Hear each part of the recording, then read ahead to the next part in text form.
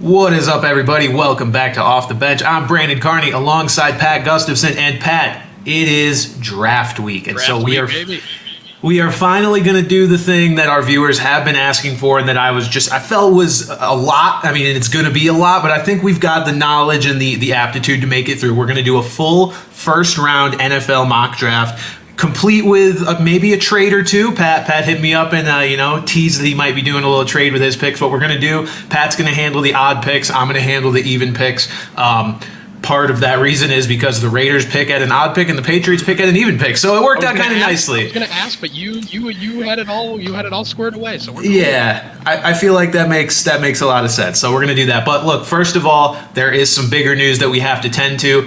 Aaron Rodgers, the trade is finally done. Pat, I almost don't have a lot to say about it because it's just, it happened, right? It finally happened. We knew it was going to happen, so it's not a reaction of like, what's the fit? What does this mean for the Jets? What does this mean for the Packers? If you've listened to any podcast, a month ago or so, you kind of know our thoughts on that. It's going to make the Jets better. We still got to see how it all fits. And then with the Packers, it's just a matter of how Jordan Love is going to adjust to his first season as a starter with, kind of a lack of weapons as it stands right now, but we'll see how it goes. I guess, Pat, the new thing to analyze is how do you feel about the return overall? Do you think the Packers got enough? Were you surprised? The thing I was surprised about, because apparently the holdup had been that the Packers wanted the Jets' first-round pick and the Jets this year, and the Jets were saying no. And then they flopped picks. It was basically a trade swap, and I don't know if I love the value for the Packers because you're moving two picks. Like, had the Packers been picking 25th and you're getting the 13th pick and flopping it, then, yeah, I get that, but it's like, only two spots, that's how quick you were to budge on that, was just you say, no, we need your first round pick. We're like, we'll give you our first, but we need yours 2 picks later. And they're like, that's it. And that was the only thing that really surprised me. Besides that, I think the Packers got a decent haul. I mean, we'll see. There's a lot of possible weapons out there that they can use, even at 13. But yeah, basically it's just I'm glad it's over, and I'm glad we can actually start formulating what it's going to be like for these two teams. Yeah, so what the Packers really ended up netting here, I mean, we can almost call the 13 and 15 a wash, and then there was a 6th round pick that the Packers acquired and a 5th round pick that the Jets acquired. So what the Packers really netted here was a 2nd round pick this year and a 2nd round pick next year that will convey into a first as long as Rodgers plays next year. So I think, Pat, what probably held the deal up if they were asking for the Jets first was the 2nd rounder that they got this year. They probably just straight up wanted the first, and instead the Jets were like, hey, we'll let you move up, take our pick, but we'll give you our 2nd. And so it's slight improvement, but not giving the Packers, their cake and letting them eat it too. But ultimately, look, they got some high-end draft picks for a guy that was never going to suit up for the Packers ever again. It's a good deal overall. This guy's threatened to retire 3 separate times. It's they were at risk of not getting anything for him many times in the past. And so they're coming out of it with, in my opinion, a pretty good haul. It's not 3 first-rounders type of haul, but Rodgers is 40 years old. They're pushing it. So it makes a lot of sense. 5 years ago, this guy's winning back-to-back MVPs. Those days exactly. Still very good quarterback, but those days where you're going to get top dollar, gone. No, absolutely gone. So also in this NFC North related storyline, Pat, this was what I thought would be our header today, one of the few things we talk about before we got into a mock draft, but the Lions got whacked for betting 4 players suspended, including most notably Jamison Williams, suspended for 6 games. Pat, this one hurts quite a bit. This is a guy that I was very optimistic on for fantasy football purposes, for real life football purposes, and now at the very least for fantasy, I don't want to touch the guy. I can never justify when a guy is suspended for 6 games, drafting him in fantasy if he's not a proven commodity. This is a guy that you're going to let him sit on your bench for 6 games and then hope that he's the superstar we all think he is. I hope he's the superstar we all think he is, but if it's different when you can get a full season out of him to evaluate that and not just let a spot rot on your bench. So just a really disappointing result, and players got released because of it too. Yeah, very different than last year. We had a similar situation with DeAndre Hopkins, but what you're going to get out of DeAndre Hopkins. And what always seems to happen with these guys where they're going to sit on your bench, you're like, oh, their value is good, but then someone's going to jump in a round or 2 earlier and say, oh, everyone expects this guy to go in the 7th or 8th. I'm going to jump in the 6th and snag him. Then it's that's starter territory. I don't want to take a guy who at best is going to play for me, in the regular season for 6 weeks with that kind of capital. So yeah, it's disappointing. when I got the ESPN alert that said like Williams, 4 others suspended for gambling, I thought the worst. Like, oh my God, like he's going to be out for a year like Calvin Ridley. Right. And it was like, almost a bit of a relief, but just unfortunate. And it just baffles me how these guys don't know what they can and can't do when there's this much money and stuff on the line. Obviously, the league is just massively hypocritical for having all this. Like every other commercial is basically just like DraftKings, FanDuel. Mm-hmm. But then it's not a good look for the league. But at the same time, these guys need to know what they can and cannot do, and that's why I don't really sympathize with the hypocrisy on their end that much. You've got to know better. Yeah, I mean, these rules are very clear and obvious what you can and can't do. And Jameson was a little different of a situation because he wasn't betting on football, which is why he avoided the 1-year suspension. Not revealed, I don't believe, what he was betting on. You can go ahead and assume it's probably the NBA, but for all we know, it could have been Czechoslovakian water polo. He was betting on something from within the Lions facility, which is banned. Pat, I can't even fathom that because it's like, you can have maybe a lapse in judgment, like, oh, I don't know that I can't bet on other sports, but it's like, if you're in the Lions facility and pulling up the DraftKings or the FanDuel app, does something not spin in your brain to be like, maybe I should double check and see if this is okay or not? Like, if you're outside the facility, maybe I can be okay with that or understand it a little more, but I don't get it here. And I saw the argument where it's like, oh, well, if he had run across the street and placed a bet at a gas station and come back, would that have been okay? And the answer is yes, but at the same time, it's like, I get why the league is so crack down on this, because then it's such a slippery slope, and then the integrity of these games starts to get affected. So I don't blame the league for having these kinds of rules, but yeah, it's just obviously Williams is really the only relevant one. Sorry, Quintez Cephas, but really the only relevant one. It's too bad, but I guess his leg's going to be nice and healthy by week 7.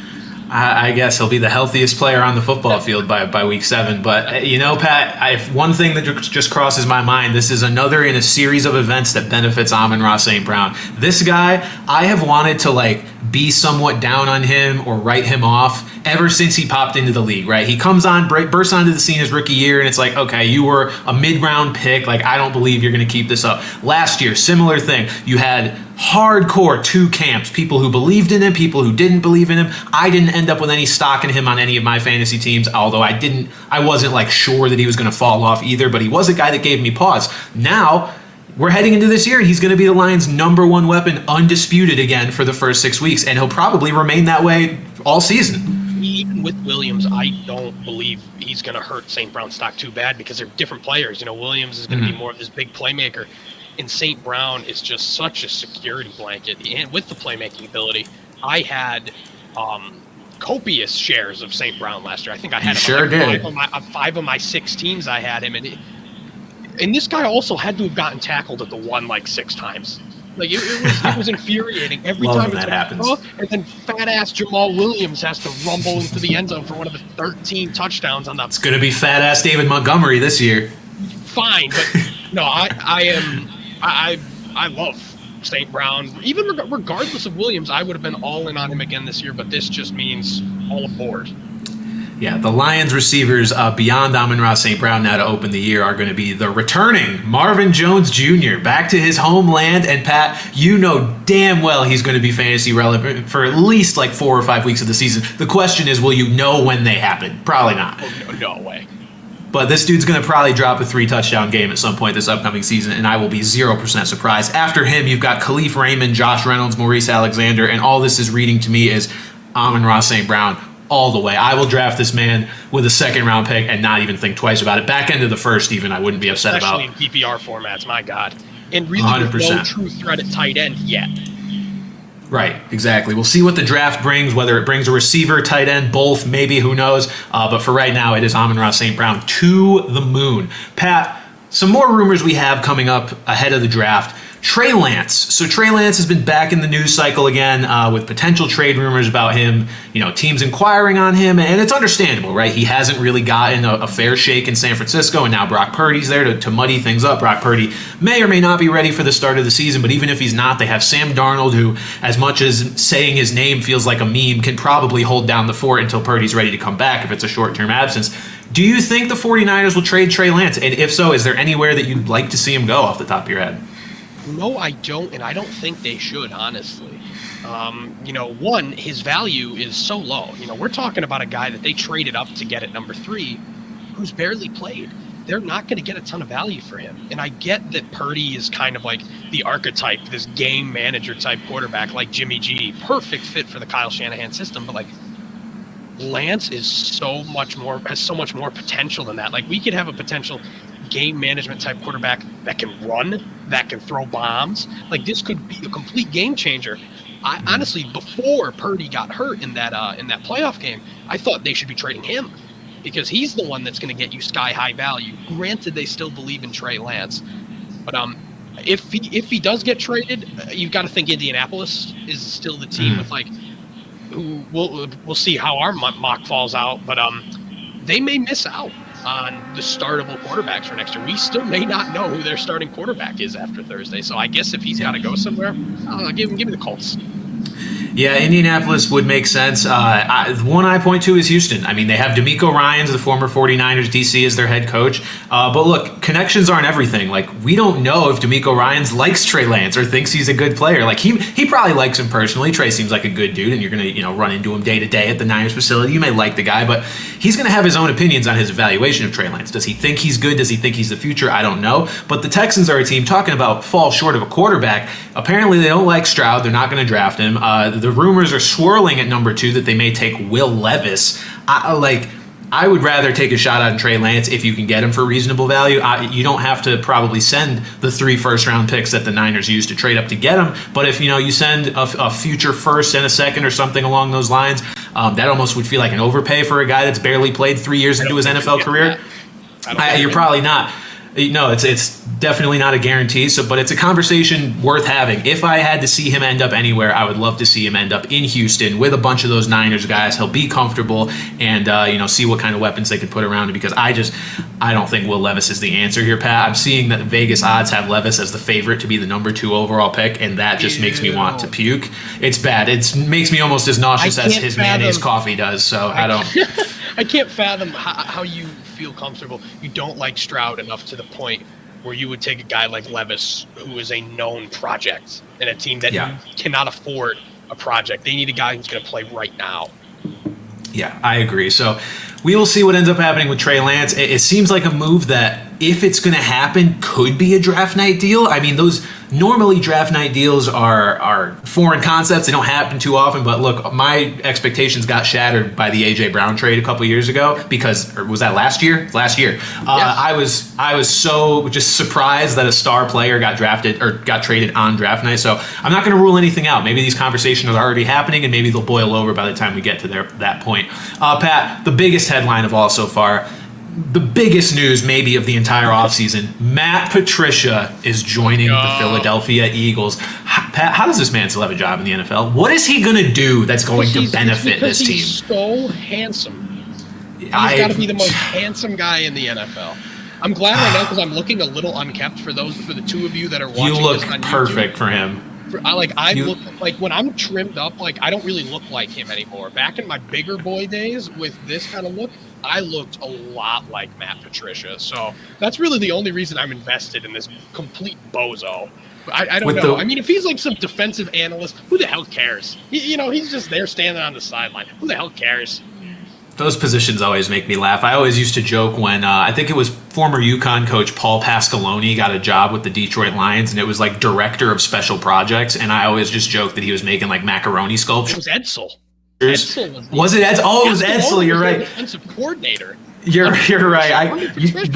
The UConn Lions ties run really deep for some reason. I don't know why. Orlovsky was the quarterback. Edsel's worked there. Pasqualoni's worked there. No, you're right. But yeah, director of special projects. That's what it feels like is happening here, where it's just like, dude, we'll bring you in. Like, we know you got to feed your family. Like, you're not. Got to feed himself. We're not we're not asking your opinion on anything, though. But just like stand there and nod and be agreeable. Okay.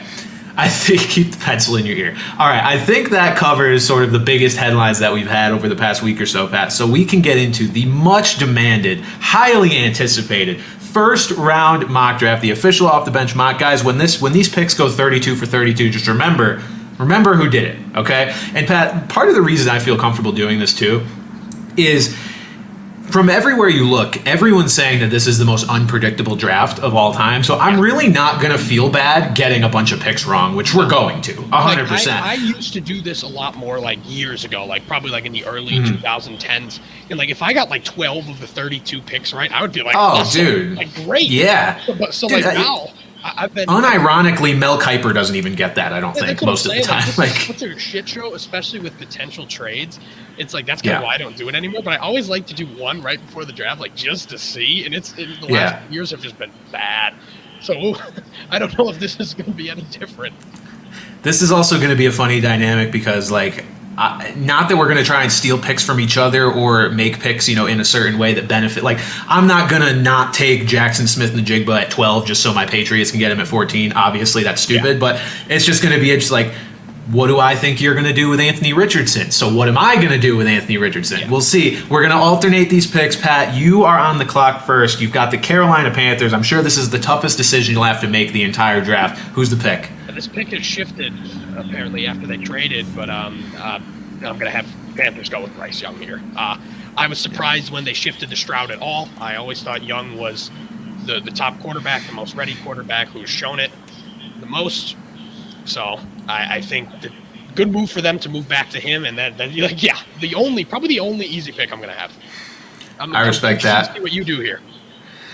Pat, I'm actually going to go with a little bit of a surprise here because, look, this needs to be a balancing act between what I think could happen and what I want to happen. I'm going to lean a little bit more toward what I want and hope will happen here, but it's still a realistic pick. With the number 2 pick, the Houston Texans select quarterback Anthony Richardson. I think if they're going to go quarterback here, and the word on all of the streets is that they're not going to take Stroud, whether it is the agent thing or something else, I don't think Levis is the guy. I think Richardson going to a team like the Texans where it's going to be a low-pressure situation. Like, this is a guy that's going to need to develop, but look, he can develop by starting right away in a low-pressure situation if that's the route they want to go. My ideal spot for Richardson, that I've said a million times before, is the Seahawks at 5, but I don't think you're going to make that pick, so that's part of why I did this, part of why I was talking about it before. But I'm going to go with Richardson at 2. Honestly, I had something else in mind for Anthony Richardson. Speaking of which, hang on, I'm getting a phone call. Hello? Oh, hang on. Yeah, 1 second, sorry. Mm-hmm. It's the Titans. The Titans. Oh, we've got a trade. We have a trade? Okay, yeah, we'll do, yeah. Okay, so the Titans have inquired. I'm not going to talk about the terms because I have no idea.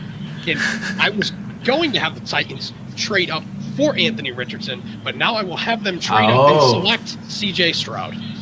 Okay, all right, CJ. Look, this is the kind of chaos that could happen. I was honestly going to pick Richardson over Stroud. Even had you picked anyone else at 2, I would have traded up for them just because I think that's such a good situation. Like, you've got the perfectly mid quarterback in Ryan Tannehill where it's like, okay, he's serviceable enough to start him. Like Alex Smith with Mahomes. Richardson can sit behind him. Granted, they tried the same thing with Malik Willis last year, and it turns out he might just be bad. But, Stroud's a guy that probably could start right now, but this is a good place to sit back and watch. Oh, boy, Pat, you've left me in a really tough spot here with the Indianapolis Colts. An almost impossible spot because I really don't want to do the Will Levis. I really don't want to do the 4 straight quarterback thing in a draft that has so many other really good players. But I know the Colts aren't going to – the Colts, if they get to this spot, and this is what's happened so far, they're either taking Will Levis or they're trading for a quarterback. And it could be Trey Lance, but – who is their it's Gardner Minshew. I didn't even know who they're starting. Yeah, it's Minshew. And do that. And they've got Ellinger, I think, still, and it's just Nick Foles is still around. So, oh, man, Pat. All right, we're going to be one of those mock drafts. With the 4th overall pick, the Indianapolis Colts select the banana peel eating, mayonnaise in his coffee pouring Will Levis. He does feel like a Colt. I'll give him that. He does feel like a Colt. He wore the royal blue in college. He's going to wear it in the NFL. Does make sense, but I hate these 4 quarterbacks as our first 4 picks. But that's how it's played out, so here we are. My biggest thing was just that, like, I could not fathom. Like, I had to pick for Arizona at 3, I had no fucking clue who I would have picked there. Mm-hmm. So, like, I can't. I can't in good conscience. So, who else? What else are they going to trade up for? Snipe their division rivals. Okay. Yeah. So now Seattle's in a nice position here where it seems like they'll take Richardson if he's there. So now you're looking at kind of a best available kind of deal. They could use a defensive lineman. So I'm going to go with Will Anderson here for Seattle 105. Okay, Will Anderson, I believe, is the favored odds to be the first defensive player off the board, which was not necessarily the case in the weeks leading up and days leading up. We've had Tyree Wilson looking like he was potentially going to be the first defensive player off the board. In early mocks, we had Jalen Carter as the guy, and now it is looking like it's circling back to the guy that mid-season was considered, potentially the number 1 overall pick, and that's Will Anderson out of Alabama. That's a good pick. Really interesting guy. Like, he does nothing great, but he does everything well. So I don't know, but I think Seattle really needs something off the edge. And if you're not going to get Richardson, go for the best guy out there. Yeah. All right. So for the Detroit Lions, for the Motor City Kitties, all right, we've got a few options here, but Pat, I'm going to go with, I think, the most obvious one and the best one. I'm going to take Jalen Carter out of Georgia for the Detroit Lions. The Lions have done a really good job shoring up a lot of different positions on their team, particularly the secondary this offseason. And I think this is just going to bolster, one of their weaker points of their team right now. Jalen Carter is a guy who can contribute right away, and I think is just a magical fit on this team. Hopefully the off-field issues don't come back to bite him or the team, but this could be a really nice fit if it all works out. That feels like the Penny Sewell pick from a few years ago, where it's like this guy was one of the most talented guys in the draft and just kind of fell into their laps. And realistically, Carter is probably the best prospect. So that's a great pick for the Lions if that's how it shakes out. All right, so now Here we go. Looking at the Raiders between 200 and 300 on big board. Is that Alex Leatherwood Jr.? I almost want to just go a complete red herring just for a joke here. But I'm glad there are no quarterbacks here because I do not want them to go quarterback. They're in dire need of a good corner, and there are 2 really good ones here. I'll go with the one I like better. I'll go with Devon Witherspoon from Illinois. Okay, so we got our first corner off the board, Devon Witherspoon out of Illinois. Could also use a tackle, but I feel like it would be a slight reach on some of these offensive linemen as opposed to Witherspoon or Christian Gonzalez, guys who I think honestly could have probably gone a little sooner. So so they'll probably take Osiris Torrance or something at the 7th. Pat, let me ask you this: is this your ideal pick as a fan? Is this what you want to see your team do? What it comes down to, yes, because I feel like they're not going to take Carter, and I feel like Anderson's not going to be there. And like I said, I would rather them use this pick. I feel like these corners are better suited to go this high than some tackles that all the tackles pretty much have one big red flag. So it's tough to kind of go all in at 7 with so much talent still on the board. Yeah, I understand that completely. All right, with the 8th pick, the Atlanta Falcons. Interesting team we have a slight connection with. Okay, the Falcons have been linked a lot lately to Bijan Robinson. It does make sense to me. This is a team that prioritizes running. They have Tyler Algier and not a ton behind him. I mean, Cordero Patterson's not getting any younger. So going with a 1-2 punch, fantasy football, players, cover your ears because this is not the ideal situation for that. But that would make a lot of sense. Not the pick I'm going to make here, though. I think if there is truth to the Bijan rumors, with him connected to the Falcons might trade back here or something, because I just feel like 8 might be too early for a position that's not a true need for them. They could use a little bit of help on the D-line, so I am going to go with a guy who probably fell a lot further than we thought he would have, and I'm going to go with Tyree. I actually had him typed out before you even started talking. Yeah. I feel like this would be the obvious Jalen Carter spot if he falls to 8. I feel like Atlanta would just be chomping at the bit here. I feel like Wilson's the only pick. That's interesting. The Falcons are in a spot with just a super improved team that they can go best available that also addresses a need. I really like what the Falcons have done this offseason. If I'm picking an NFC South winner right now, it's the Falcons. That they've done a great job. That's obviously putting a lot on Desmond Ritter's shoulders, because a quarterback who's not ready for the big time and maybe isn't built for it can lose you your season. But if he is even a replacement level guy or like an Alex Smith type, I feel like he's just the consummate comparison for being average. If he can be that, I think the Falcons can easily win a weak division like this. Yeah. All right. Number 9, formerly the number 1 overall pick, Bears. really they need help in the trenches. And like I said, you look at some of these tackles here, like Peter Skoronski, he doesn't have long arms. People are worried he's not going to be able to be a tackle. Paris Johnson needs to be a better run blocker. Guys like that. But I am going to go with one of those two, and I am going to have Chicago go with Paris Johnson here, the first offensive tackle off the board. Okay, first offensive tackle off the board is Paris Johnson out of Ohio State. And yeah, I think that's probably a good move for them. The Bears have, had a very active offseason. Getting a weapon for Justin Fields is quite nice. I'm hoping that can be the player that elevates Fields into that kind of next tier of quarterbacks, or at least makes him look legitimate, and he's not just a guy that has to run every game. Can kind of have that receiver that he's able to lean on, and it's not just Darnold movie. So I think that's a good pick. Shore up that O-line and see what you can build off of it. All right, who's picking now? What is this pick? Oh, the Eagles. Oh, hell yeah. Okay, we love this, Pat. We know what this pick is. If you've listened to our podcast, I'm not straying from this. All right, with the 10th pick, the Philadelphia Eagles select Bijan Robinson.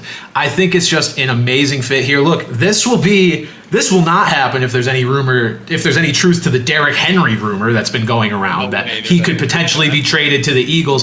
That was tweeted by Akbar Gabaja Biamila. I'm very impressed that I pronounced that right. Former NFL player who's under the same agency that Derrick Henry. I feel like people made a big deal out of, he and Henry have the same agent, so he's got this intel. They're just both repped by CAA. Unless there's something I'm missing, they don't necessarily have the same exact agent. So I'm not American Ninja Warrior, so that's cool.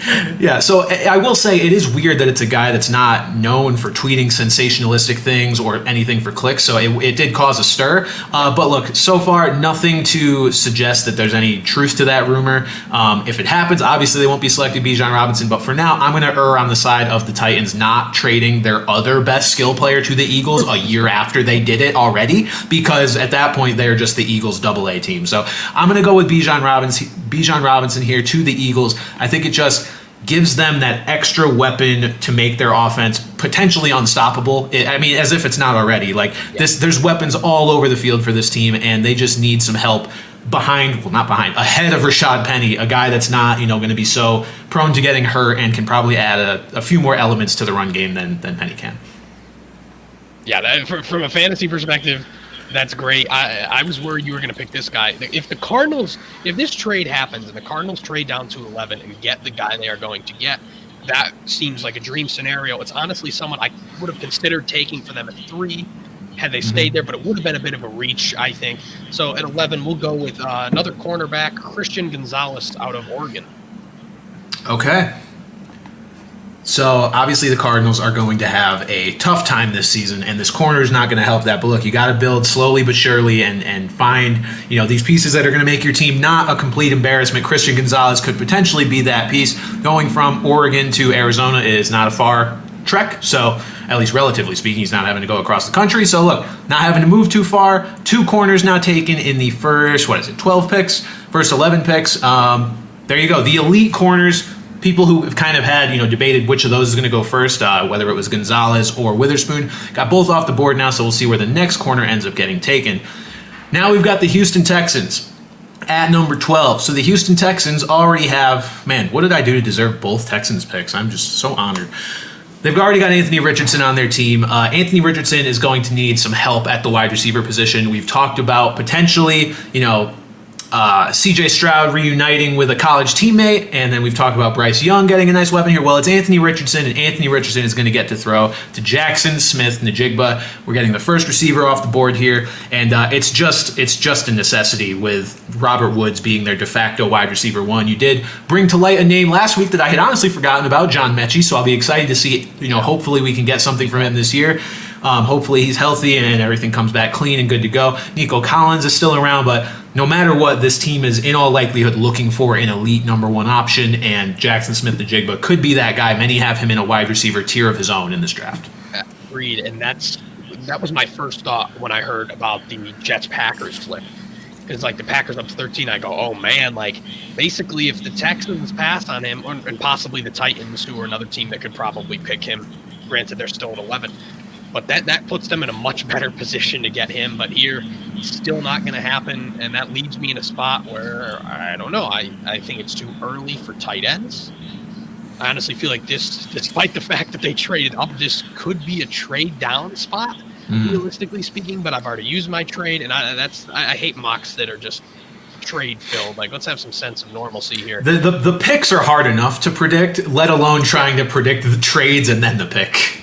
Yeah, I just, like I said, the thought of Arizona picking at 3 was kind of gross to me, so that's why I did what I did. And that's a totally realistic move. Yeah. So at 13, I've got the Packers taking an edge rusher. Let's go Miles Murphy from Clemson. Okay, edge rusher. See that? I don't know if Packer fans are going to be thrilled with that, but obviously a good player. But I think Packer fans, much like Aaron Rodgers, are still looking for a spark on the offense. And I think that's a little too early for this would be a little too early for the other wide receivers that aren't Smith and Jigba. And so, like I said, I could realistically see a trade down, to a point like late teens, like 18, 19 kind of area where it'd be a little more palatable to take one of those guys. But here at 13, I just can't do that. And I feel like Murphy is probably one of the better players that fits one of their bigger needs. All right. Well, we've reached this point, Pat. Here we go. The New England Patriots, my team. I know, surprising considering the Falcon shirt that I'm wearing. The fact I didn't reference this when I made a pick for the Falcons, I forgot I was wearing it. Yes, I'm a Patriots fan despite the shirt. I just very much appreciate the choke job that they had in the Super Bowl, so I like to rep them from time to time. Okay, I've been on record saying that I want the Patriots to take a tackle. It seems like it's tackle or receiver, most likely here for the Pats. There's a safety need as well, but I think when you're this high, it's got to be one of those two positions. They've hosted a lot of wide receivers. They have, and that's why I kind of think that's the way they're going to go. But that's not the way I'm going to go. I'm going to go with, which tackle do I go with? I'm going to go with Darnell Wright out of Tennessee. Darnell Wright, as a tackle, has been rising up a lot of draft boards. Many think he could be the first tackle off the board, above even Broderick Jones and Paris Johnson, who's already been selected in this draft. I'm going to go with Darnell Wright, Pat. I really want this offensive line to be secured. Like, that we're okay at guard, which is the only reason I didn't go with Skoronski here, because he does project potentially as a guard, and that enough, worries me. But at guard, the Patriots are looking at Cole Strange and Mike Onwenu. Not bad players. Cole Strange, we're still looking for some development. But at tackle, it's Riley Reif and Trent Brown. Reif, ideally not a starter. Hopefully more of a vet that can just kind of, be there and be a solid backup on a decently low contract. But I want this O-line to be able to give Mac Jones time, look through his reads, just run this offense the way he needs to. And receiver, I'd be okay with a receiver here, but I really do think it's an overstated need for the Patriots. We're looking at Juju Smith-Schuster, Devontae Parker, and Kendrick Bourne. Kendrick Bourne, vastly underutilized last year. I don't know if it was because he pissed off Matt Patricia or Joe Judge or whoever was running the offense from behind the curtain like in The Wizard of Oz, but something was weird there. There's a lot of talent with Kendrick Bourne, and then you've got Tyquan Thornton as a 4. Yes, having a receiver here who can, I don't think any of those guys have alpha in their game or even in their future. So drafting a guy who has that potential, whether it's a Quentin Johnston or a Zay Flowers, I don't know, maybe that's worth it. But I would rather say, hey, our receivers aren't bad. We have a couple of good tight ends. Let's just give Max some time here on the O-line and shore up that part. I definitely think receiver will be a spot they'll pick in some point in the draft, but same deal with the Packers spot. Is that I don't think any of the other receivers warrant going this early. Again, could see a classic Belichick trade down here to be in a position to take one of those guys. But that's really the direction they're going to go. And now the direction I'm going to go for the Jets, who I looked at 4 mock drafts today before the trade, and all 4 of them had them getting this guy at the 13th pick. So I was worried you're going to snipe me and ruin my plans. So I'm going to go Broderick Jones here at 15. Okay, so back-to-back tackles off the board, both out of the SEC. Not a surprise here. The Jets going to get a weapon. Well, not often you call a tackle a weapon, but a guy who's going to be able to keep Aaron Rodgers upright is very important considering they finally got him on their team. Solid pick, totally just understand the fact that. Mekhi Becton has unfortunately just had zero ability to stay on the field. And Broderick Jones, former basketball player, I'm sure they're going to talk about that on draft night, but this is a guy who really didn't have a ton of experience, didn't really play too much in college, but I feel like he's a better option than Skoronski here for a team that really needs a tackle specifically. Yeah, I would agree. And speaking of tackle, Pat, that's one of the needs for the Washington Commanders. So I'm trying to figure out if that's the direction I want to go here. We're on a bit of a tackle run. Obviously, it seems to drop off quite a bit after this guy gets taken, if and when he does. So I'm going to go with Peter Skoronski for the Washington Commanders. Sniped from teams that we are just not managing. But yeah, Peter Skoronski, again, largely considered the top O lineman overall on the board, but just a guy that is worrisome that he projects as a guard because he's got these tiny arms. He's like a T-Rex. He's big, but he's just got tiny arms. So no matter what, the Commanders will be happy to have some help on their O-line, no matter what position they're slotting in at. The quarterback situation remains a question, but at this point, I don't think they're taking Hendon Hooker. So I think they're going to roll with Sam Howell for a year, if nothing else. So Peter Skoronski for the Commanders. That was really the only guy I had in mind for Pittsburgh here. So let's go with another fun pick here for the Steelers. This is probably a dream. I don't think it's going to happen, but I don't know who else to pick. So let's give them Joey Porter Jr., cornerback. Okay. That was kind of my other thought for the Commanders with their need in the secondary. If I had the Commanders, that's what I would have done, and that's what I was thinking we were going to do. Yeah, I was heavily debating that, and I just decided that I watched a guy who many consider the top O lineman in the draft fall a bit too far at that point. So I was like, I'm not going to let you slip out of the top, the first half of the first round. It just felt silly. But very viable pick either way. Okay, the Detroit Lions at 18. Pat, this becomes interesting because of the Jameson Williams situation that we mentioned earlier. Do they look for receiver help now because you've got a guy like Khalif Raymond that could be playing some significant snaps next year? Do they want that to happen? We've already got Jalen Carter on the team off the board. Let me take a look at the best available here real quick just to see what I may want to do here. Oh, boy, do we really just make this defense angry? Yeah, let's make the defense angry. We're going to go with Nolan Smith out of Georgia. Ooh. Nolan Smith, a guy who was a combine darling, just absolutely blew people away with the athleticism. His personality was incredible. I always appreciate when a guy is able to, give really insightful answers when talking to an interviewer rather than just treat it like a chore and, seem like they're giving a book report. So Nolan Smith, the guy that will just help make this defense, even more formidable than it's already become this offseason after being very much a weak point last year. That's a good one. I mean, his biggest drawback is just very undersized. Despite all those great tools that we saw at the combine, there's a lot of doubt on what position he's going to be able to play. Yeah, but look, Jalen Carter and Nolan Smith reunited, playing on the same defense in Detroit. It smells nice. I like it. All right, so that you probably stole my pick here for the Bucs. I feel like that's what I do, Pat. I just steal picks. Is what they need the most. This is a slight need, but I feel like this is probably the best player available, the best player in this draft at his position. So, let's go Brian Branch, the safety from Alabama. You're the third. Okay. The third Crimson Tide. Yes, third Crimson Tide taken here. All right, a guy that I would not be surprised in the slightest to see Belichick take at 14, knowing the Bama ties and the need at safety with McCourty retiring. But taking him, I could see the Jets taking it. There's a lot of teams in this kind of 10 through 20 range that I could see taking this guy. Yeah, I like that. Okay. Okay, Seattle now. I ended up with all the teams that have all the multiple first-round picks. Yes. I'm getting the second Seahawks pick. I got both Lions picks, both Texans picks. Okay, so the Seahawks, Pat, you had them taking Will Anderson, so they're already off to a nice little start in this draft. What do I want to do with Seattle here? Seattle's trying to obviously make the most out of a championship window that they've shockingly found themselves in with Geno Smith at quarterback. No clue how we got here, but here we are. Just looking through the needs for this team.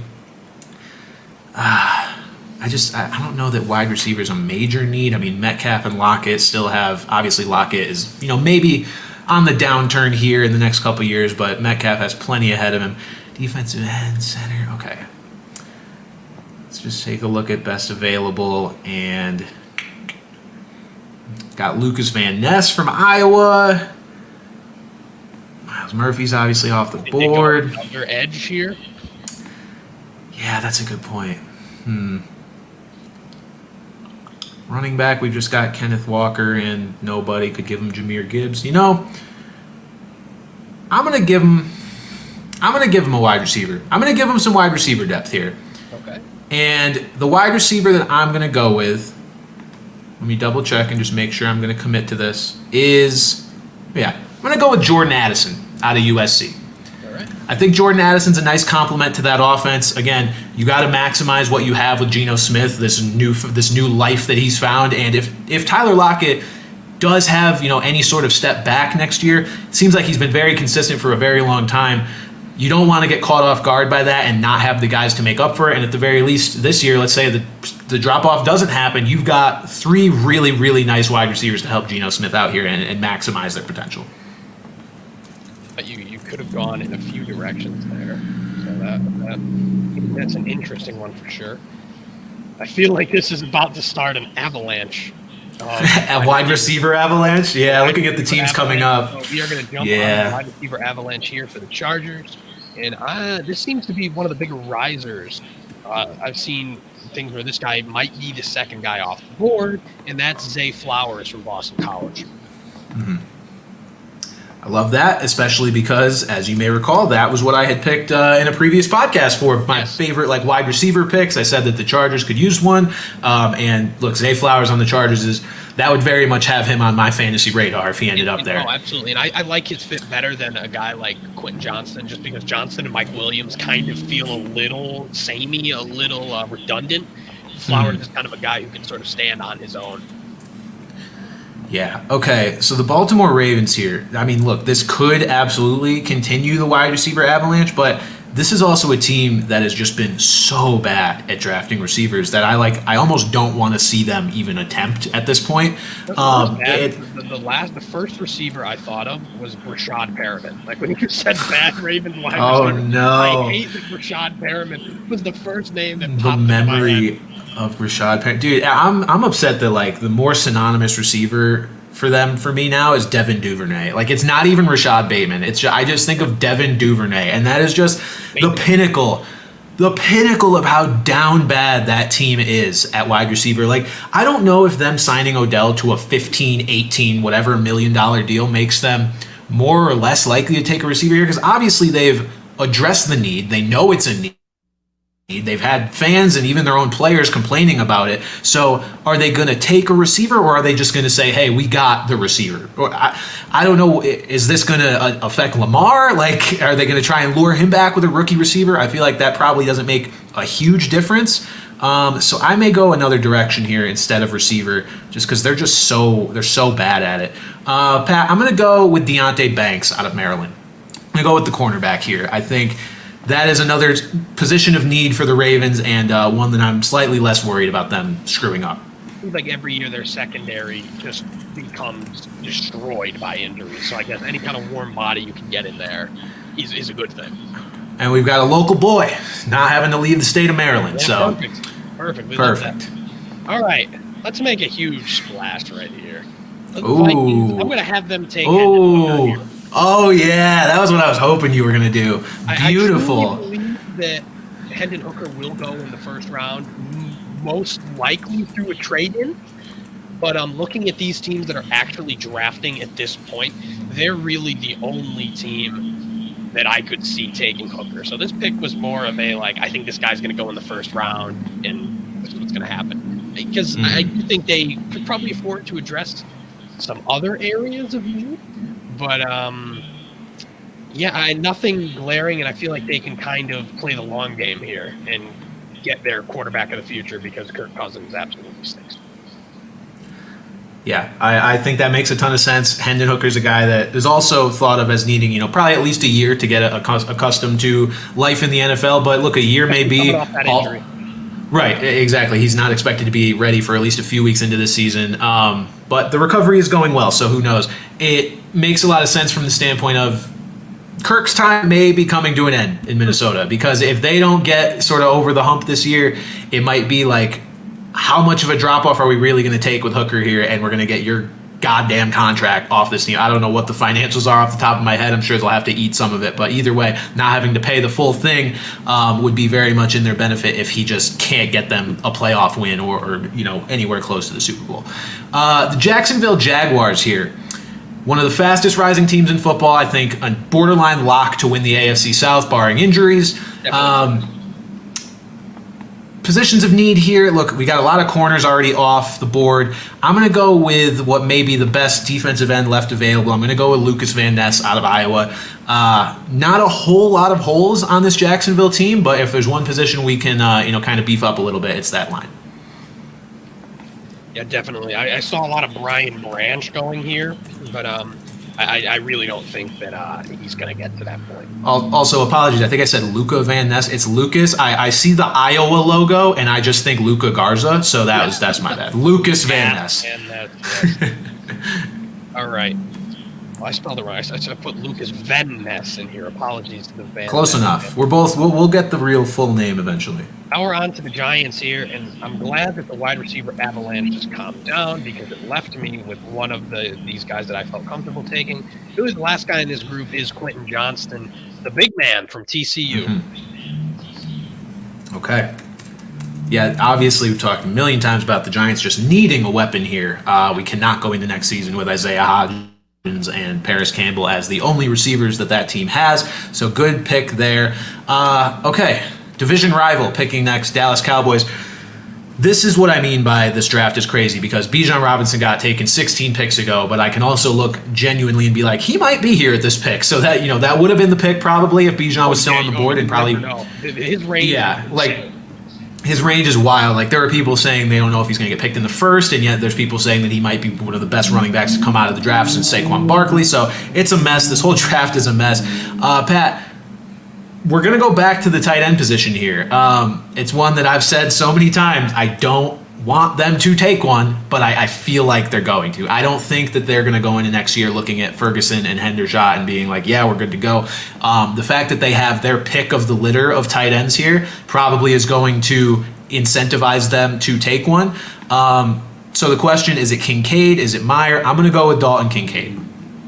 I definitely think Kincaid is the most complete of the three big tight ends that could potentially go in the first round here. And sorry to Green Bay Packer fans. Look, if I had your pick, I probably would have reached on Kincaid at 13, but instead he falls to the Cowboys here. I really think they're going to trade down, and I think that's the guy they're going to be targeting. And I think they're going to be able to trade down and get some more capital and take him. All right, this pick has me thinking. This has kind of been like my fantasy dream is to have Jahmyr Gibbs in Buffalo. And I was listening to something Todd McShay said today, saying that go on DraftKings, whatever, and bet the over. The line is 1.5 running backs taken in the first round. He said to hit the over that Jahmyr Gibbs is going in the first round. Wow. Okay. I'm not going to take him here though. I'm going to take another guy that they talked about who's a bit of a riser. We're going to go with John Michael Schmitz, a guard from Minnesota. Okay, so we're shoring up the O-line. Pat pulling a little swerve on us, talking about Jahmyr Gibbs, and instead he's like, you know what? O-line. O-line. Slight difference in size between the two players you just talked about here. Slight difference. Okay, so we've got another O-line pick there. Got the Bengals here, and Pat, we've talked so many times about the tight ends that this could be a record number of tight ends taken in the first round. Well, we're at pick 28, and we've got one off the board. I mean, that feels very appropriate, and you get all these storylines. You get all these storylines, right? And inevitably, some of them just don't come to fruition, and they were all just hype. But with that said, the Bengals only have Irv Smith at tight end right now. I think they could potentially use another one. Irv Smith is just not a super high upside guy, a guy who is a viable tight end to go into this to start the season with. But I'm going to take Matthew Mayer here and throw him on the Cincinnati Bengals. I absolutely love the thought of that. Fantasy guy? Are you into him for fantasy, or is this just strictly a real life fit? Both. I mean, it's okay. Obviously it's going to be tough for Cincinnati to get targets with Chase and Higgins, and Tyler Boyd has his games. But I mean, I still feel like in an offense with that high volume, if you're the third option, you're still going to get something, especially it's such a every year, like this is the year where the tight end finally, but no, it is such a desolate position that I think in the late first round, that's probably the best spot for a guy to come in and get value. Mm-hmm. All right.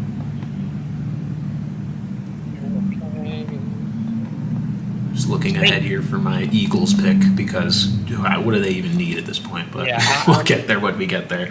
I am going to go with another kind of riser here, who apparently kind of didn't show too well in college, more so because of a scheme thing than anything. Mm-hmm. So let's give the Saints a defensive lineman. Let's give him Mozzie Smith from Michigan. Okay. All right, getting the Saints some D-line help there. They got a lot of Elijah Cansey's there. Michael McDonald is there. There seems to be every year like a guy who falls out of the first round that probably shouldn't, and I feel like that's Michael McDonald right now. But there are options, but I'm going to go with Smith there, who's just an immovable force, especially in the run game. Cansey is a guy that I'm thinking about here. I need to dig a little because the Eagles have such a luxury pick here Bijan Robinson himself was a luxury pick, but now it's like you can kind of just take these guys that you think are going to, put you over the top rather than necessarily addressing very, very specific positions. I don't want to go too far down the board because this is a very Belichick thing to do, but I feel like the Eagles are slightly more realistic. They're not going to be digging into the D3, weeds here. Yeah, you know what? Screw it. Let's go with Elijah Cansey. Just some defensive tackle depth. That's what the Eagles are probably going to end up taking here is just defensive depth. It's a lot like the Nakobe Dean pick last year. Nakobe Dean was not a starter for, I don't believe, for the entire season. It was sort of a, playing time increase as the season went on kind of deal. That could be something that happens here with this pick. And just a luxury pick for the Eagles. Again, they don't need draft picks. I said this in a video the other day. I was like, the Chiefs shouldn't be allowed to have draft picks for as long as Mahomes is their quarterback because it's just not fair. That's how I feel with the Eagles roster construction right now. They're just too good. We don't give them any more players. They don't deserve it. Okay, are you going to take a pick for the Steelers at 32, just kind of round things out, or is this going to be our final pick here? This will be the final pick. I think it's does it more justice for it to be the real first round. Okay. We'll let the Steelers do what they want to do on day 2. All right. Now, see, the Chiefs are, again, a weird team. I could very well see them not end up picking here. This seems like an obvious trade up, especially if a guy, team wants Jahmyr Gibbs or a team wants Hendon Hooker and he's still there. So let me take a quick peek here at what I've got. Obviously, a lot of directions that the Chiefs could go because of just how well-rounded their roster is. I mean, I think receivers a super interesting one. Maybe not as many receivers came off the board in our mock as we're projecting for the real thing.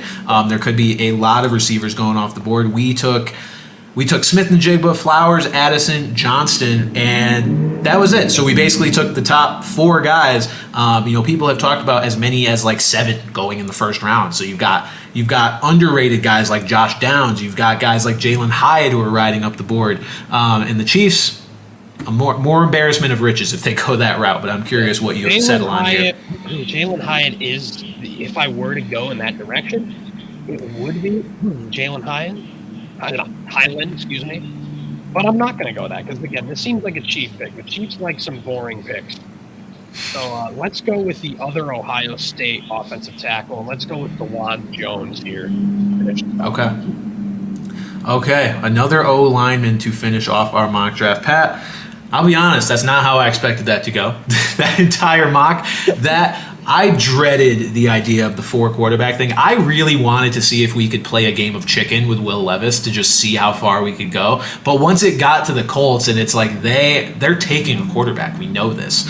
Realistically, had I not traded the Cardinals out of 3, then we probably could have had a little fun with that. But you didn't even make a trade, so I just ruined this whole thing then, I guess. I know.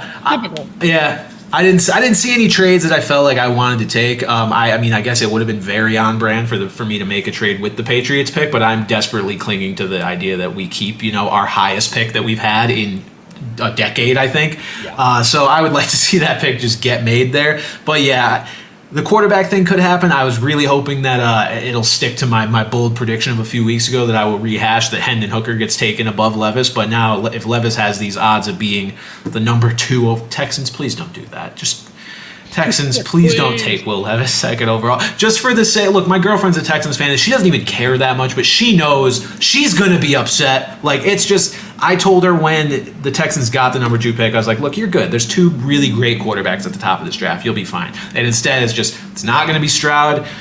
Levis and his weird eating habits may end up being the pick. I pray that it's just go defensive and just try and tank for Caleb Williams next year. I don't care.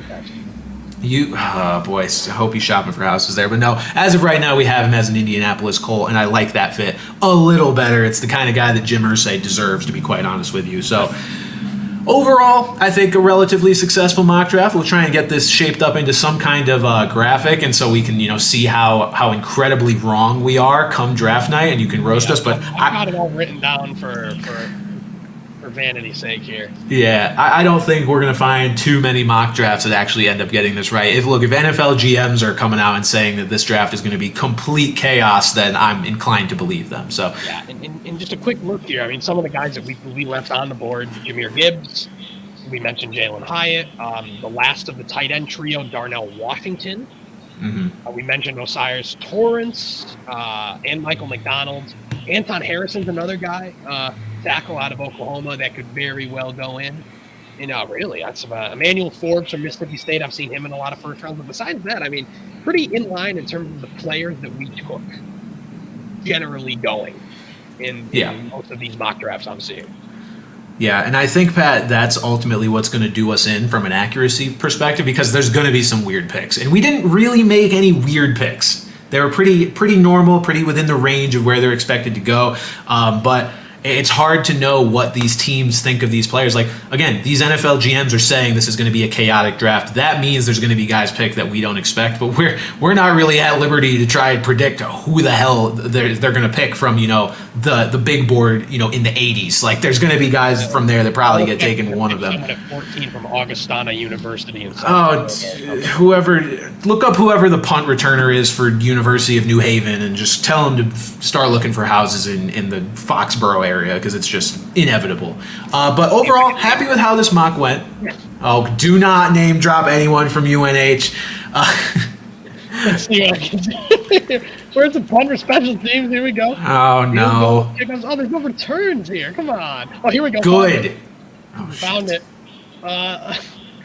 But Paul Cooper. Congratulations. Paul Cooper.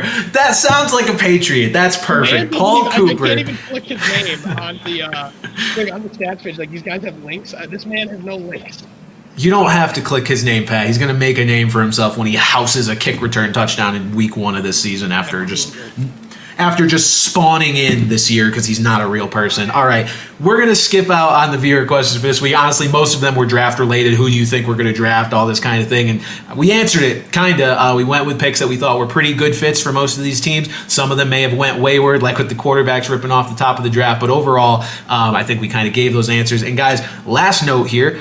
We've got an NFL live draft party this upcoming Thursday. We are going to be live. Well, not Pat, but maybe Pat. We'll see. Me and my co-host Paul Eston are going to be hosting the Heavy Sports live NFL draft party. We got plenty of guests. Pat may hop in to give us his thoughts on the Raiders, but don't bank on it. It's going to be a good time. It's basically a side casting. Off the Aragoni Bridge in Connecticut or not. Yeah, when you guys draft a D2 lineman that you've never heard of, you're going to be in the same situation. But no, it's going to be a fun show. It's kind of designed to, have us up alongside while you're watching the NFL draft. Obviously, we don't have the rights to actually broadcast the draft itself, but we're going to be getting our reactions. So if you want to see what my thoughts are when the Patriots actually make their pick, God willing they make a pick, tune in. It'll be a really, really good time. Good vibes all around. So that's all. This is my last little plug here for this episode. So guys, other than that, enjoy the NFL draft. Hope to see you on, stopping by the show on Thursday. But that's going to do it for this episode of Off the Bench. For Pat Gustafson, I'm Brandon Carney, and we will see you guys next week.